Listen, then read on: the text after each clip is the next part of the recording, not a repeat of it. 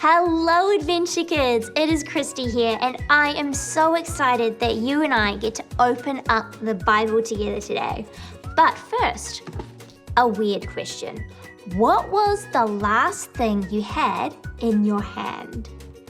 Was it a piece of toast? Was it your jacket? Was it a paper towel because you just finished washing your hands? Okay, now imagine that thing and imagine God doing something amazing with it. Like, let's imagine that God takes this paper towel and uses it to mop up all the floods in all the world. It's pretty silly, right? That would be crazy. But here's the thing. The Bible is full of crazy, amazing miracles, and they actually happened. Unlike my paper towel story. But it was amazing, and we are going to talk about one of those amazing moments today. Right. This comes from John 6, verse 1. And let me tell you a little bit about what was happening in that time. So Jesus, he was alive. He was teaching and preaching. He was helping people understand the Bible. He was healing people when they were sick. And he was showing love to everybody. And lots of people were very interested in what he was doing. But here's the thing, because of that, lots and lots of people would follow him around everywhere. The Bible says in this moment, 5,000 men plus women plus children. Can you imagine that? Let's try and visualize it. So this here is 50 people. This is 100 people. This is 500 people. We're getting up there. This is 3,000 people. And then this here is 10,000 people.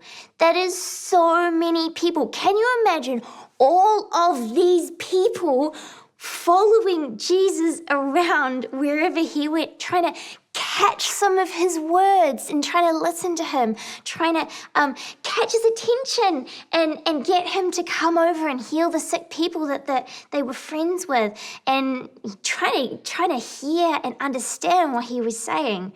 There would have been so many people, but let's see what actually happens. This is John 6, verse 1. Sometime after this, Jesus crossed over to the other side of the Sea of Galilee. It is also called the Sea of Tiberias. A large crowd of people followed him.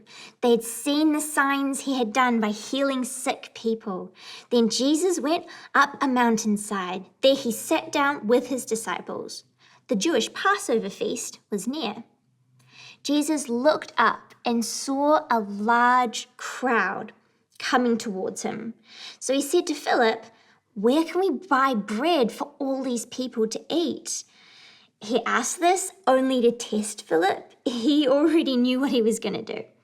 Okay, hold on. Can you imagine trying to feed 5,000 men plus women plus children? Like, how would you even have any money to do that? That would be so much money. And like, where would you find the food? They were on a grassy hill with no shops around. Let's see what happens.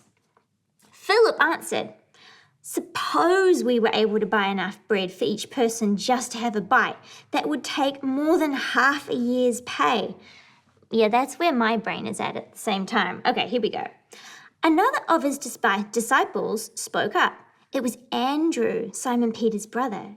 He said, "Here is a boy with 5 small loaves of barley bread and 2 small fish. But how far will that go in such a crowd?" Jesus said, "Have the people sit down." There was plenty of grass in that place, and they sat down. Around 5,000 men were there. Then Jesus took the loaves and gave thanks. He handed out the bread to those who were seated. He gave them as much as they wanted, and he did the same with the fish. When all of them had had enough to eat, Jesus said to his disciples, "Gather the leftover pieces," he said. "Don't waste anything." So they gathered what was left over from the 5 barley loaves. They filled 12 baskets with the pieces left by those who had eaten. Isn't that an amazing story, an amazing miracle? And what makes it even more amazing is that it actually happened. Jesus actually did that. He provided what the people needed. Okay, can you say after me, provide? Good. Now say after me, God provides. But what does that actually mean? God provides. Well, God provides pretty much just means that God gives us what we need. So the same God who did miracles in the Bible is alive and wanting to work in our lives today. Isn't that just an amazing thing to think about? So no matter what is in your hand, maybe it's small like the fish and the bread, God can do amazing things with it. If someone trusts God and has faith in them, does what he says, amazing things can happen.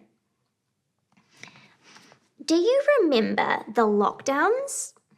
I sure do. So at the beginning of the very first lockdown, I was asked to make a couple of videos for Adventure Kids Online. And I was very scared. I was scared.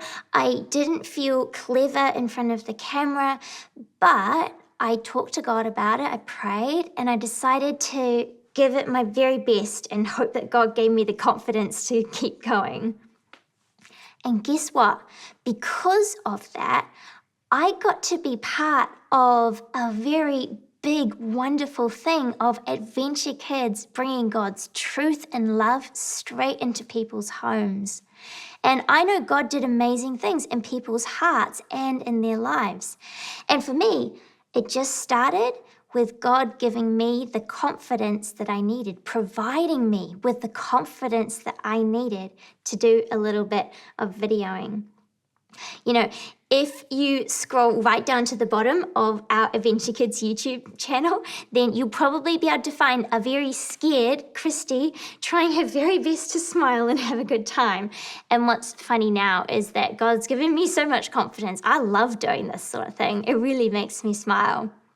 God can do amazing things. And for me, God giving me that confidence is a miracle. So Jesus had a tiny, tiny bit of food, and I had a tiny, tiny bit of confidence. And yet God can make big, amazing things happen with our tiny. So what is the tiny thing in your hand? What is the thing that God can take in your life and create a miracle with it? This week, as you sit down to dinner, I want you to remember this amazing true story from the Bible about when Jesus fed 5,000 plus people with just a tiny bit of food. Remember God's miraculous power in our lives today. So have a think on that. I think that God is so proud of you and so loving towards you. I'll see you later.